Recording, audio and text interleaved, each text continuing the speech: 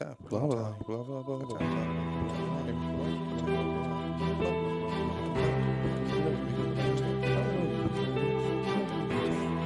blah blah blah blah.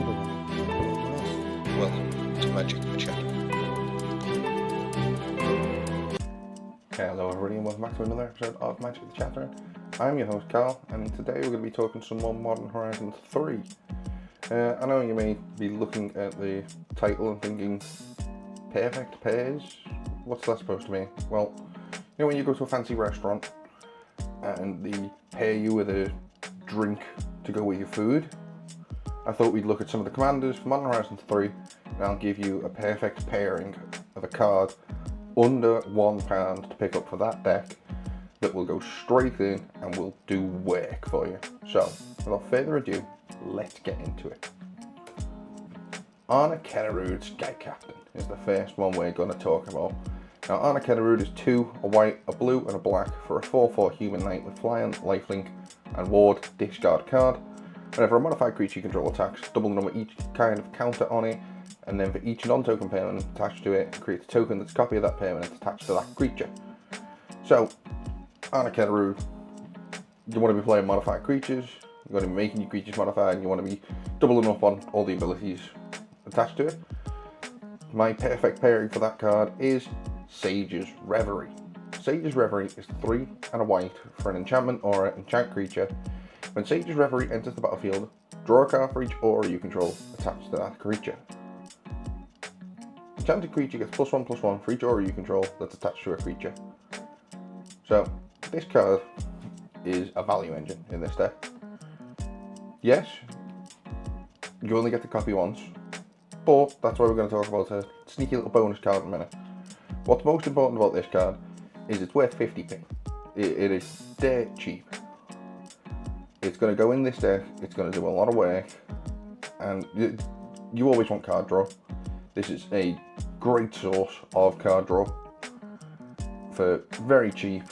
It's a budget option and it's a lot of fun. I can't see any reason you wouldn't play this in this deck. It's just one of those cards that may go under the radar, but as the game goes on and you accrue value with it, it's going to be incredible. But if you want to make the most of it, you really need a Faith Healer as well.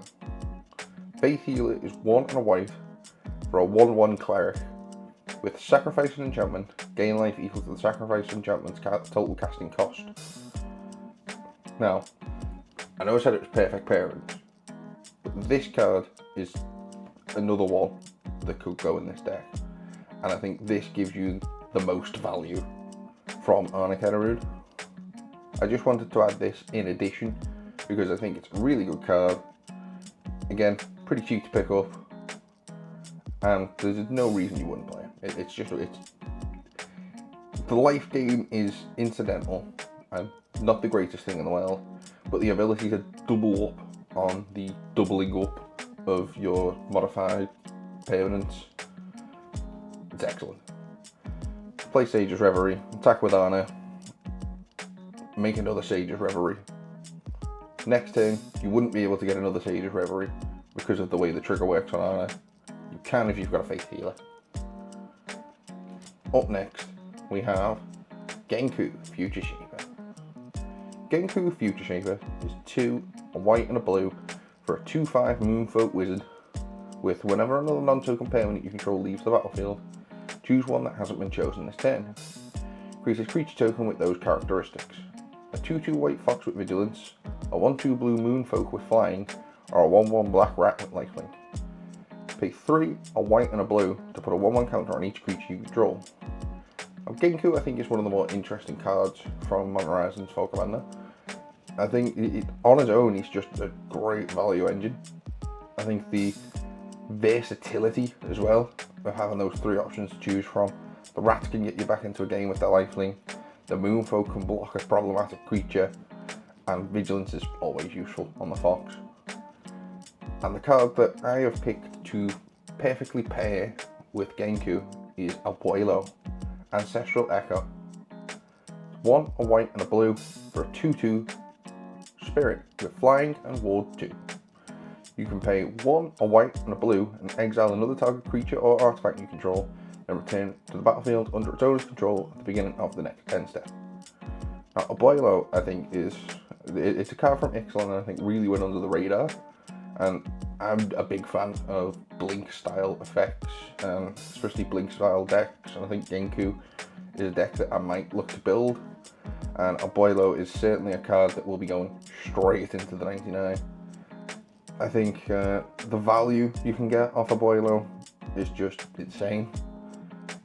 End of turn, flicker something, get a bit of value, get a token from Genku.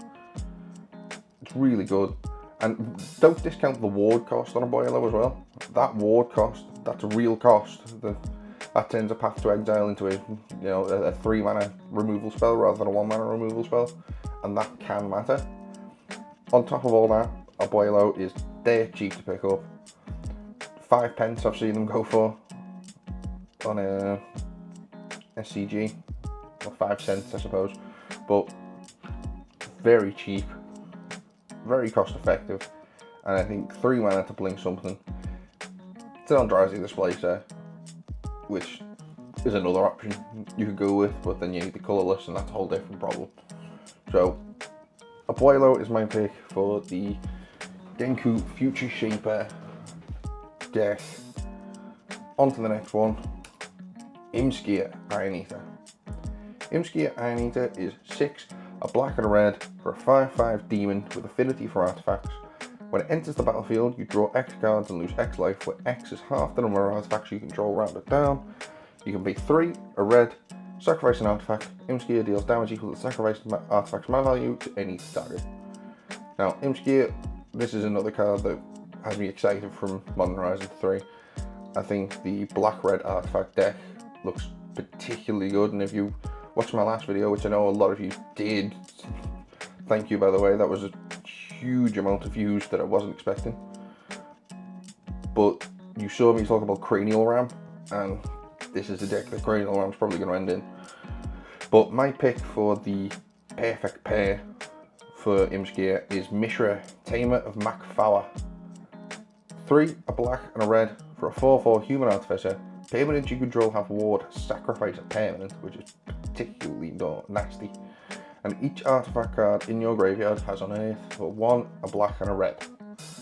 Now, that ward cost is particularly high against certain decks. So some decks just cannot afford to sacrifice a permanent to blow up your thing. Especially if you're playing against a Voltron deck or something like that. Of course, you're going to occasionally come up against someone who's just playing a token deck, and it's not that much of a cost, but then you've got the unearthed side of it. Being able to fling your artifacts at people with Imski's second ability, and then bringing them back for a turn for additional value is just excellent. I think Mishra can do some serious work in this deck.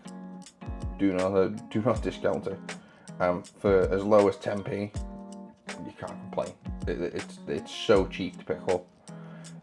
Brothers War had a lot of cards that were like this, a little bit narrow. This one I think has finally found a home in Imia, and I can't wait to see it get played. Up next, Palea, Imperial Advisor. 1, a white and a white for a Fox Advisor, 3/4 with lifelink.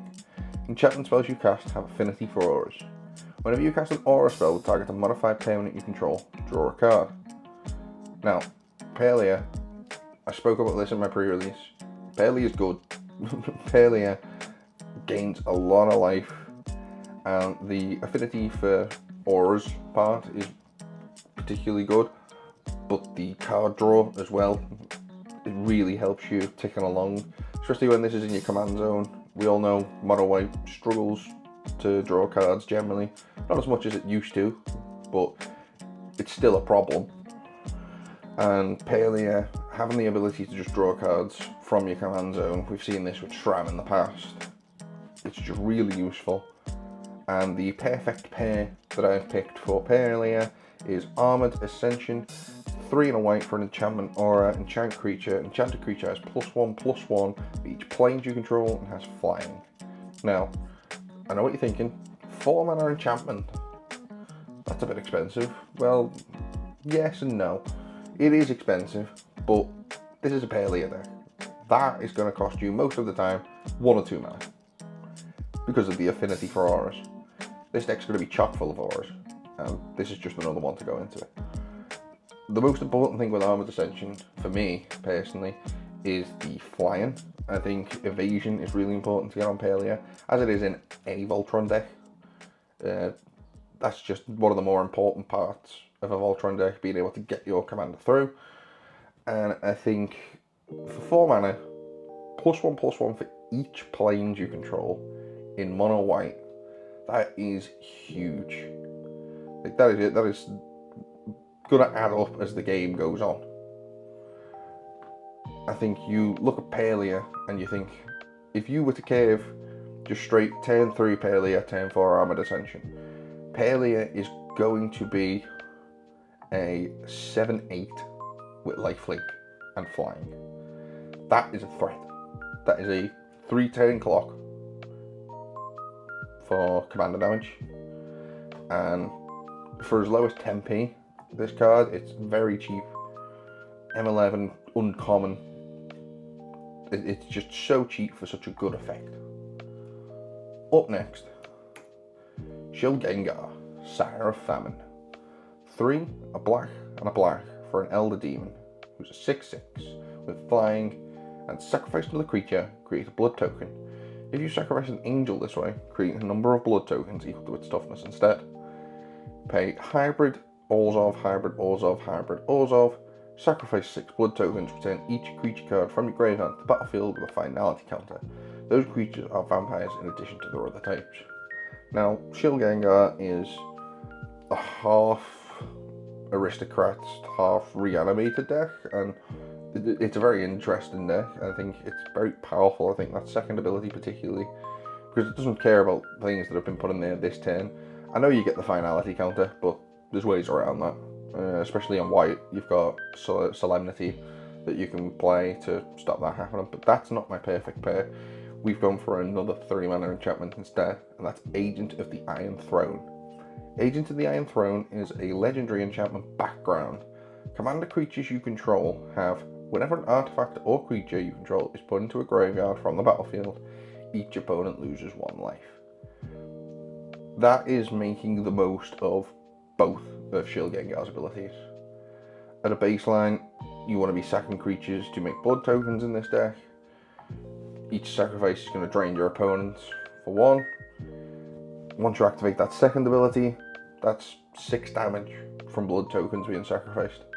That's going to add up. The whole point of Agent of the Iron Throne is to just maximize your damage output. And it's a little bit harder to get rid of than a Blood Artist because it's an enchantment. But it'll slowly drain the table. Maybe not so slowly sometimes, but that's the fun of it.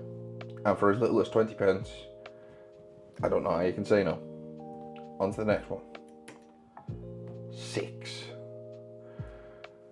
2 and a green for a 2/4 Treefolk with reach.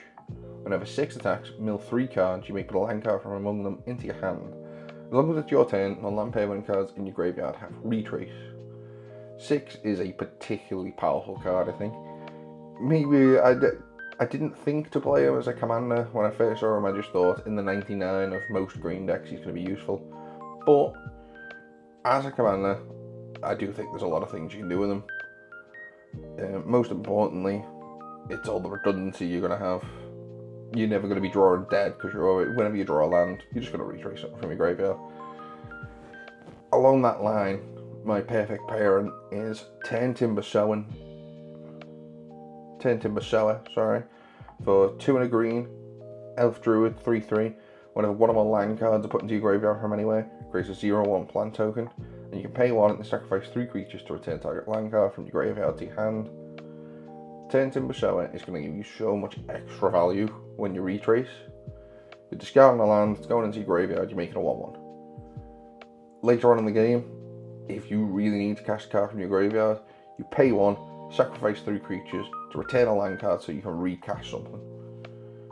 Not to mention the sacrifice ability will let you kind of reuse ETBs, which is very interesting. you can sacrifice one of the creatures to get a land back, and then you can pitch the land to cast one of them creatures again. It's really cheap, 50 pence. Pick it up while you can. I think that's one of those cards that, as the game evolves, it's just going to get more and more expensive. So I think pick it up while it's low. On to the next one, the Necroblo. The Necroblo is 1, a white, a black and a green for a 2/7 plant. With landfall, whenever a land enters the battlefield under your control, create a 0/1 green plant creature token. If you control 7 or more lands with different names, create a 2/2 black zombie creature token instead. Land cards in your graveyard have dredge too. Now, the Necroblo on its surface is completely bonkers, to be honest. Field of the Dead was already good. Now it's on a creature that gives you a land's dredge too, which is insane. But I'm not really looking at the dredge 2 for this as much as I'm looking at how do we win the game with this. And the likelihood is you're going to have a lot of zombies, and that's where our perfect pairing comes in. It's Graph Harvest. 1 black mana for an enchantment. Zombies you control have menace. 3 and a black, exile a creature card from your graveyard, put a 2/2 black zombie creature token onto the battlefield. Now, my personal opinion is that menace is really underrated in Commander. When you have a board full of 2/2s and you give them all menace, the likelihood is you can probably take someone out at that point. 1 mana for this enchantment seems insane, giving you a pretty much entire board menace. Of course, it's not going to give you Commander menace, but I don't think you really want to be swinging in the Necroblo anyway. He's a 2/7. He's a blocker. Let's be real. And 1 mana to have all your zombies have menace, and in a pinch be able to create a 2/2 zombie. That might come in useful as well. It's a mana sink built into it. So if you find yourself with a load of mana left, just exile a couple of cards, get a couple of zombies, build your board up. Really good. 20 pence. Pick it up. It's really fun. If you do have a zombie deck, I would suggest putting this in it as well, because that menace is just particularly good. On to the next one. Ashling, Flame Dancer. Ashling Flame Dancer is 2, a red and red, for a 4/4 elemental shaman. You don't lose unspent red mana as steps and phases end. Magecraft. Whenever you cast or copy an instant or sorcery, discard a card, then draw a card. If this is the second turn this ability is resolved this turn, Ashling deals 2 damage to each opponent and each creature they control. If it's the third turn, add 4 red mana. Now, Ashling is you read the card and you know what the card wants to do. It wants to play spells and get value, and the perfect pairing for me, for Ashling, is Runaway Steamkin. Runaway Steamkin is 1 red for an elemental 1/1. Whenever you cast a red spell, if Runaway Steamkin has fewer than 3 +1/+1 counters on it, put a 1/1 counter on Runaway Steamkin. Remove 3 +1/+1 counters from Runaway Steamkin to add 3 red. Now, if you've never played with Runaway Steamkin, you are missing out. This card is so good. Honestly, the amount of value you can get off a Runaway Steamkin, especially in a mono red deck, is huge. I play Runaway Steamkin in pretty much any Spellslinger deck that has red, because most of them are, you're always going to have spells that are red, and the ability to just have an extra 3 mana out of nowhere to keep that storm train going is so good. 70p, you can pick it up for now. It's no longer a standard powerhouse like it was at a certain time, and there's just so many decks where Runaway Steamkin really pulls its weight. At the lowest end, if you've got 3 counters on this and you don't need the mana, it's a 4/4, and that's a decent blocker or a decent attacker. I can't say enough good things about Runaway Steamkin. It's such a good card. Pick it up, play it, you'll enjoy it, I promise you. Up next, Tamo, Inquisitive Student. Tamo, Inquisitive Student is 1 for a legendary 0/3 Moonfolk Wizard with flying. Whenever Tamo attacks, investigate. Whenever you draw your 3rd card each turn, Exile Tamo, then return to the battlefield transformed under owner's control. She transforms into Tamo Seasoned Scholar, which is a planeswalker with 2 loyalty, plus 2 loyalty until your next turn. Whenever a creature attacks you or a planeswalker you control, it gets -1, -0 until end of turn. -3, return target instant or sorcery card from your graveyard to your hand if it's a green card and 1 mana of any colour. And -7, draw cards equal to half the number of cards in your library rounded up. You get an emblem with you have no maximum hand size. The Flipwalkers from Modern Horizons 3 are all pretty good. Let's be realistic. We will talk about one more in this list. I'm not going to go through them all because I think Ral probably stepped on the toes a little bit of Ashling. I think Runaway Steamkin is probably another one that would go in there. Ajani is Cat Tribal, and Cat Tribal's Cat Tribal. You know what you're going to put in a Cat Tribal there. However, for Tamo, I thought of another Modern Horizons 3 card that came straight to my mind. One that's currently at £1, so you can pick it up pretty cheap. It's Archway of Innovation. It's a land that enters the battlefield tapped unless you control an island, taps for a blue, and has 1 blue, tap it. The next spell you cast this turn has Improvise. Now, Archway of Innovation is one of those cards that I think will go under the radar in a game of Commander. People aren't going to see it as a huge threat at the table. I think you look at Archway of Innovation and you see a bit of a clunky land, but in a Tamo deck where you're going to be investigating a lot, the fact of the matter is Tamo is going to be attacking quite often just to get the investigate trigger, and turning those clues that are just sat there into essentially mana rocks is really good. You're getting so much value out of that, and it's a nice and cheap option. The opportunity cost is so low because it's a land, it just takes up a land slot. Put it in place of an island, it's not going to cost you anything. Yes, sometimes it might come in tapped. That's the only downside. But I think the upside is it's so high that it's impossible not to play it. It's a really good card. Pick it up while you can, while it's low, because I think it's another card that's going to go up as Magic evolves. Up next, Sorin of House Marov. Sorin of House Marov is 1 and a black for a legendary creature, human noble, for 1 and a 1/4 with lifelink and extort. At the beginning of your post-combat main phase, if you gain 3 or more life this turn, exile Sorin of House Marov, then return him to the battlefield transformed under his owner's control. The other side of Sorin is Sorin Ravenous Neonate. It's a 3 mana planeswalker with extort. +2 create a food token, -1. Sorin deals damage equal to the amount of life you gain this turn to any target.